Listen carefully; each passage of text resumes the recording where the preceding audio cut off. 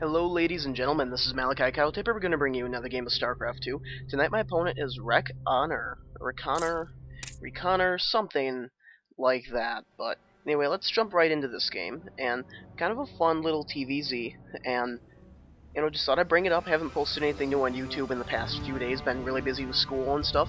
And I just thoroughly enjoy casting games of StarCraft. It's just something that's incredibly fun to do, and I think that there's some good play in here that warrants bringing it up if anyone's having trouble with ZvT, but that seems still to be my best matchup, although I have been running into some really good opponents lately. A lot of use of Stim Marines and Marauders seems to be a fairly decent counter to the builds I've been attempting to run against them. And for you guys who have paid attention to my videos, or for anyone first into the channel, my favorite strategy against a Terran is to, right around the 10-minute marker before, Bangling Bust and blow up the front wall, and go in there and take them out with Zerglings. So I think that strategy is just awesome, and then what you do is you build a Spire while you're doing this. That way, if that fails, you can instantly transition into a Mutiling.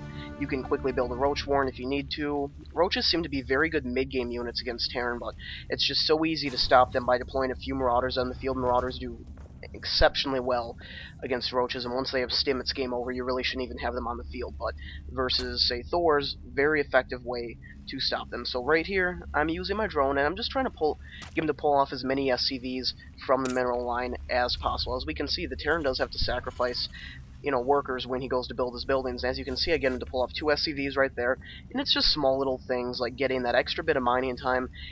Can just be a nice little pickup. So there we go, throwing down the refinery. For myself over here, seeing what's going on, I'm going to feel very comfortable doing a pretty fast expansion on the 16 drone mark. Actually, I'll be doing it on 15 this time because I think I got a little complacent. My micro probably slipped up just a little bit during this part of the game where I think I forgot to create workers for a while and just started to bank on a lot of minerals. So right here, as you can see, I'm throwing down my gas right after I throw down my hatchery. The idea behind this is you should be able to put workers on your gas, while your spawning pool is building. Then, if you want to, you'll have enough to transition straight into speed, straight into banglings, straight into, a lair if you really need to, but without really sacrificing too much of your mining potential. As we can see right now, I'm down on a few workers, but it's alright because he said to use his workers to build buildings. He still has to continue doing that. And I'll be able to just sit here and drone up while this is building, and then while you're doing this, you can choose to either, what I usually like to do is have the Overlord done, and depending on how I'm feeling, like if I feel that my enemy is going for a pretty fast, aggressive move, I'll actually try to save up 2 or 3 larvae just to put out Zerglings right away. And we can see that he's putting out a bunker over here. I'm really not too concerned about that bunker, just because of the rush distance, and I didn't see him creating any Marines when I was over there. But even still, I'll be going straight into Banglings, so I'm not too concerned about him having a bunker up here. Just completing right now, we can see that my spawning pool is down, and check out the production. I've got 4 units of Zerglings. He's got a Reaper that he definitely would like to get in there. And if he would have had that out just a little bit earlier, but he had to finish the tech lab, so maybe some Marines would have been the better call, because he's just got an SCV in there right now. But my Zerglings will be out in plenty of time. The Queen researching on her way, and I'll be able to take this down without any real problems whatsoever. And while he's doing that, let's just go back to the income tab. The Reaper comes out, and he's still ahead of me by 3 workers now, and the reason for that is because I had to sacrifice a lot of that pre-queen larva going for Zerglings. Now, I might have went a little overzealous with the Zerglings, but I was expecting some Marines, and the idea was to position a few Zerglings back here, make about 5 Banglings, and then keep the rest over here to stop any reinforcements. Now, the Reaper's going to be over here now. Neither of us have speed, but every time he stops to shoot, he will be taking 5 points worth of damage, and right there, will I get him? And no, he manages to skirt away with 10 health, 5 health. What's he gonna do? Going straight for the high ground, and he's just gonna start popping motherfuckers. Just boom, boom, boom. Gangsta. But I'm gonna run in here with my Zerglings, and I'm gonna see what's going on in his base. So, Bangling Nest is going down, speed is almost completed. I have an Overlord, and I should be continuing to build some more drones at this point. I need to get my economy up and running. I've got 2 hatcheries up, and he's throwing down his command center over here. Obviously, knowing that I went for a fast expand and probably isn't expecting too much early aggression from me, but the idea behind this is once you get one of these bases fully saturated, and you have 2 hatcheries with a queen on each to create larvae with, you can just explode with Zerglings, and I should be ready to do that hopefully within the next minute and a half is kind of the goal. Let's go back to the production tab right here. I'm throwing up a second gas, just because I want a little bit more gas That way I can build a lot of banglings right off the bat. Might be a little greedy with my gas right there, but that'll just help me out for getting my spire down quicker when it does come time for that. So 5 more workers coming out. He is researching stim. Have another barracks going down. Now what he's doing, I actually like this play. He's flying his command center over here. Now at this point in the game, if we check out what I see, I did catch that command center over there, so I know what's going on. And alright, see ya! And what that does for me is I know 2 things. I'm expecting that, let's go back to the everyone view right here, I'm expecting that command center to go down here, which is why I have my overlord positioned over here to hopefully catch that. But what he's doing over here, and I actually like this, flying it over, but because I know that he was building that command center, I'm going to be expecting it, so when I do not find it over here, and as you can see, I'm starting to blow way, way ahead with my harvesters, and this is kind of what I'm talking about now that this base is fully saturated. I've even got a decent number of workers going over here. I will be starting to produce a lot of zerglings very, very quickly. My lair is going down, and now that all those larvae spawn, you should just see this massive mineral dump from me. And dropping this down over here, I have my group of zerglings, and I'm actually going to take this back by about 10 seconds. Maybe I didn't need to go back 20, but, you know, you'll get to see it anyway. So right here, I'm running these speedlings out. Now, when I'm doing this, I'm testing the water to see if this strategy is still viable. Now, the reason for that is the lair is on its way. I can easily drop a roach warren if I need to respond to some heavy aggression. The only thing that I'm really not prepared for at this point would be a banshee play. But based on my poke up the ramp earlier and seeing the command center, I don't know if I caught. I want to go back and see. Nope, I didn't catch any of the factories or anything like that, but I just really was not expecting banshees.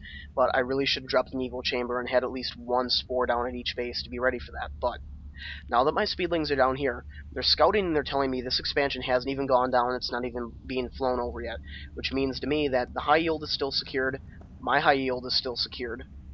As far as that goes, let's just go back to the Cowtipper cam. I haven't checked this one or this one. My first guess is going to be to check this one right here. So, let the game play. And he's instantly morphing that into an orbital command. So he's definitely not expecting me to know where this is. But his Reaper up here is going to snipe a Ling, and I'm going to pull back, just going to tag that guy. It's a pretty nasty game of tag right there. And then, there we go, I find what I'm looking for, and I'm going to be able to snipe a mule, just a nice little pickup. I'm more than happy to take it. And what that's going to allow me to do is just continue to milk my harvester advantage right now. But as you can see, I'm not really producing anything in the lines of drones anymore. What I'm going to be doing is producing a lot of zerglings, and I actually believe I capped myself, which is why I stopped. So there goes the spire, there goes 3 more drones, and 2 extractors. So, coming down here, I'm going to start I wanted to start morphing these guys until I see we've got tanks, marines, and another Reaper over here. But catching them out in the open like this, I had to attack. I literally could not resist, because the tanks are not in siege, the marines, they're pre-stim, pre-combat shield, and just really didn't have any problems taking advantage of that. Poke up the ramp, just see what's going on, and then I'm going to sit back here and I'm going to morph a ton of banglings. And with these banglings, knowing that he has very little troops in there as far as that goes, I'm not going to hesitate to just blow up the tech lab, both supply depots, the barracks, everything. He's nowhere near supply cap, but whatever, I'll take it. Spire about halfway done, morphing 18 more units worth of zerglings, and I have my rally point set right down here. So I'm going to rush up here and just blow up everything. Now, I'm not going to commit these banglings right there. Nope, never mind. They committed themselves to that siege tank. And so did that guy. But that attack served its purpose, and what he's actually done is he's got, let's see here, tech lab right there. He's going to be churning out some Hellions, probably to counter the Zerglings. Have another tank, more Marines, and Stim just taking so long. I'm so glad that takes forever to finish. But more and more Zerglings, and actually running them up here. Now what I'm going to do is I'm going to run past and I'm going to get up by the tank, because what's going to happen is these Zerglings won't be shot at, but the tank is actually killing the Marines over there and damaging the Hellion. The tank is down. That Marine, he's getting healed by the medevac. He's not too concerned, but as of right now, 7 units worth of mutas coming out, and then just take a look at the income tab, 37 to 30 right now. He really can't do anything. He's way oversaturated and is slowly being mined out. What I'm doing right now is I'm just trying to keep his numbers of Marines and other units low, because with my mutas, I don't want, you know, my 7 or 8 mutas I'm going to have coming out to run into a pack of, you know, Stim Marines. That would be a terrible thing to happen. Infernal Pre-Igniter is on its way, and the idea is now, hopefully, he'll try to wall himself back in, which is exactly what he's doing. We have a couple more barracks going up. He's going to try to fly his orbital command out, because he might be thinking that I'm just going to try to macro up and milk my advantage right now, but nope, I'm committing, I'm attacking. and you are going down. So the idea is hopefully that he'll have a bunch of tanks up here. I'll be able to pick these off with the mutas, and then if he hasn't finished walling off, which as we can see he actually hasn't right here, I'll be able to run in there with the Lings and hopefully just take advantage of him. So waiting for a few more of my troops. I have attack level 1 going down for Zerg, which is absolutely essential for the mutas. It just allows them to do so much more damage. Actually going to pick off that one SCV right there just because I can. Seeing that there's such a small unit of troops in there, I'm going to rush in with my Zerglings, use my mutas to come in over the top, just annihilate everyone, and Medivacs, they never stood a chance. Poor little Marine, he tried to be a hero, rallying more and more troops, and that's basically going to be a GG. Yep, I get a G from my opponent right there. I'm worth 1 G to him. Thought we were better than that.